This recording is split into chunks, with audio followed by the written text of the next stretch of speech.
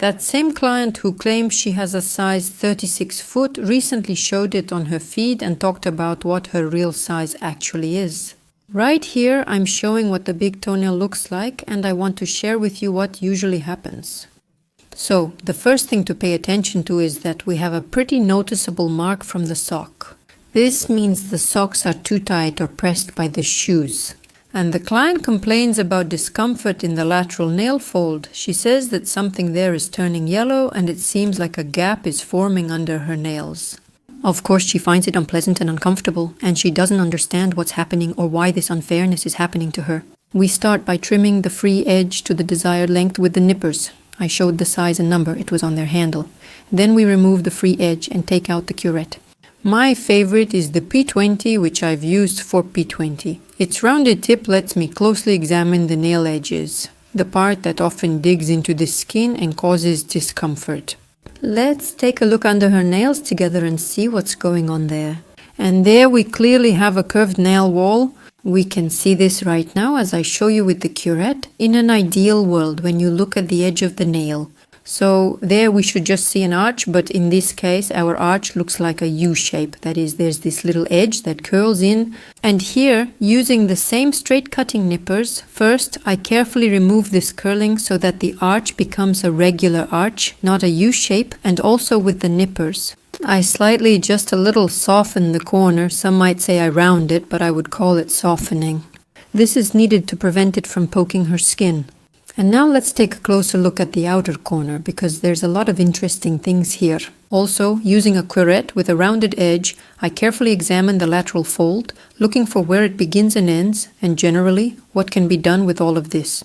Right now, we have dry skin peeling off here, which formed from previous issues. The client said that a yellowish fluid comes out from time to time. I'm using these words just in case, so the social network doesn't block us. Our task here is to very carefully get under and remove that little corner that's poking into the skin, and it's not poking there for no reason. The thing is, the shoe is constantly pressing on the side wall, and in reality it should be size 38, not 36, right? She says she's a size 36, but she's actually a 38. Let me know in the comments if you've seen the video I'm talking about right now. And our task, of course, is to remove the sharp part, the one that digs in. We absolutely don't need it. But we also need to understand that everything we're doing right now is just fighting the symptom. Notice, I showed the number. These nippers are already meant for working with the skin. So there are two types of nippers in podology. Those that work with nails and those that work specifically with the skin. Well, as a rule, they're called cuticle nippers. And in this case, I'm starting to see what has accumulated inside. The thing is, when the edge of the nail plate was digging into the side fold, it was constantly putting pressure on the skin. Friction, and the skin is a pretty smart organ that covers our whole body. Usually it reacts to friction or any kind of external impact. That's why periungual or subungual calluses form, as well as some dryness, skin buildup, and skin thickening. Of course, we don't need that, so we carefully remove all of it here and move on. To make the work easier, I will use a special softening agent for nails to work with the ingrown toenail. It is necessary so that we can very carefully clean under the nails and also to increase the elasticity of the nail plates. And now, after the product has worked, I carefully remove all the subungual material, and my task is to clean as thoroughly as possible and see exactly where the lateral wall is located. I'll show how the nails look in motion at the end of the video. Because today we will only be doing tamponades, and I will show how it looks after some time. I'm not sure, but I think about a week has passed and there will be a visible difference. By the way, in my opinion, tamponade is kind of an underrated thing because many people think it's only for correction systems and nothing else. But in my opinion, tamponade is the very first aid you can give a client and something you need to teach the client.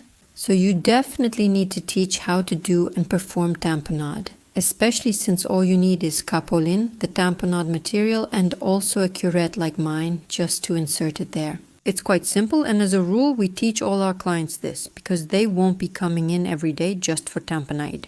If someone lives nearby, sure, but otherwise teach the client so they can do it themselves. This skill is useful in any unclear situation. Our task today is that I placed special sponges. We need things to calm down so healing can begin and continue. Also drops for treating an ingrown toenail. All the links will be in my Telegram channel. I am also placing a tamponade on the other side, and it will be quite voluminous. It should be specifically for filling the space under the nails, under the corners, so it will lift and fill those corners. As a result, the corners won't rub against or dig into the skin. This is such a simple tool that has actually saved me many times because I also tend to have ingrown nails, and it has helped my clients a lot as well. Now, let's discuss nail shape. It may seem like a correction system is needed. And that's absolutely true. But the thing is, I don't see any point in applying a correction system in situations where I know the root cause will remain with the person. So in this case, we looked at the shoes and we clearly understood that these shoes are absolutely not suitable for us. Since the nails will keep curling and growing the same way, it was decided to use a tamponade. Now we're treating the second foot. I'm also using a special cleansing foam, and I wanted to show you that the second toe is surprisingly prone to curling and ingrown nails. But this can happen too, especially if there is some external impact. If you look at it from the end, meaning if you look at its arch, it has a rather unusual, if not quirky shape.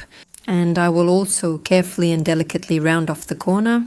For this procedure, you must understand what you're doing and know you can't cut this corner with a shard.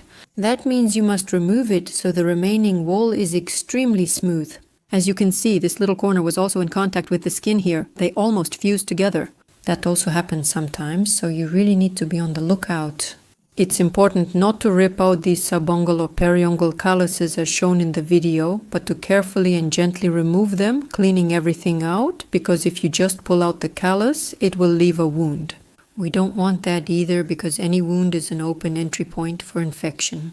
Next, we will treat the big toe on the other foot. And of course, we start by removing everything that has accumulated under the nails and roughly assessing the extent of the problem. We use a curette to check how curved the nails are, then we definitely trim the free edge. Here's a little life hack. If the nails are very, very thick, you can use a carbide bit to file them down, let's say some of the thickness, so that the nail becomes more pliable and flexible, because sometimes due to the density of the nail plates, it's just impossible to get anywhere. Using a curette, I'm again removing everything, showing how dense and elastic the nail is. Although visually I wouldn't say it's super thick, but these guys do put up a fight. That's why in such situations you can use softening agents if necessary. I've already shown them several times. Next, I do exactly the same trimming, meaning I slightly round off the corner, remove it, and make sure to taper it down to nothing at the sides. If you just cut it off and pull it out, you'll have a jagged edge there that looks like a splinter, and it will end up digging in later. That's why after trimming, you need to make sure that, just like mine, you have a completely smooth side with no splinters, jagged edges, or stubs. This is important. And besides, if you're not completely sure about what you're doing, it's better not to do it and to consult a specialist called a podologist. These are highly trained pedicure professionals with advanced knowledge who know exactly how to trim nails properly. Here I'm showing you a periungual callus from the outside. The thing is, here, just like on the other foot, the nail wall curls due to external pressure, and of course it rubs against the skin. I'm showing you the most typical problem. This happens so often. Almost every client has this. Side shoes that don't fit. The nail plate wall that just rubs and digs into the skin, and as a result, we see the usual ingrown nails, twisting and curling of the nail plates. And you can get to this result pretty quickly, but fixing all of this, of course, takes time. Here, I'm using drops for ingrown nails. Tamponade after, of course, cleaning everything thoroughly, since I haven't used any burrs in my work yet. That will be at the next appointment, but in this case, we just limited ourselves to trimming, cleaning, and applying the tamponade.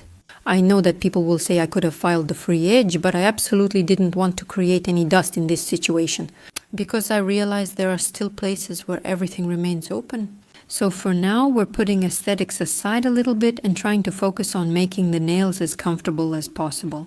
We're also doing tamponade on the second toe. Yes, you can actually fit quite a large piece in there.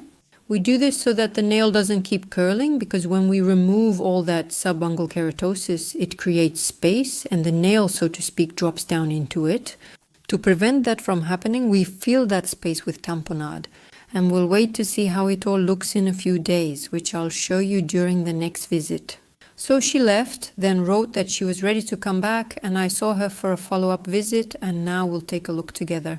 The tamponades are still in place, on the second foot as well, and now we're going to remove them. Yes, something turned yellow or green on one side, but that's another story. There's an empty space there, which is possible. But just look at how neat and beautiful the wall is on this side already. Here I'm removing the previous packing that I left there. You probably saw that I placed a special sponge in there. Everything is fine here. Nothing has gone bad. Nothing has rotted. Because sometimes people ask if it will just stay there and, for example, rot or go bad. No, that won't happen. Everything is fine. Everything is taken care of. And here a little treatment with diamond burrs just to clean out some dry areas of skin. And even then, you shouldn't overdo it. This isn't about aesthetics. It's about the client's comfort.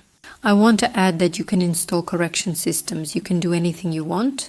But if the client doesn't address the root cause, all of this will keep happening over and over again, and the client will always think that you're just trying to take their money, although that's not the case at all. And that's why you need to take a comprehensive approach to everything. I hope I was clear, because if you don't consider why this is happening, it could continue for a long time. In the end, you'll be blamed, as people may think it doesn't work, either because you don't know how or just want someone's money. That's all from me. Well, basically, we finished working with this client because we don't know if she'll change her shoes or listen to my advice or not. We managed to provide some temporary relief and slightly lift the corners. But I don't see any point in installing a correction system here, because it won't help and it won't work, or maybe it will work. But not long term, since pressure on the nail plate will stay the same.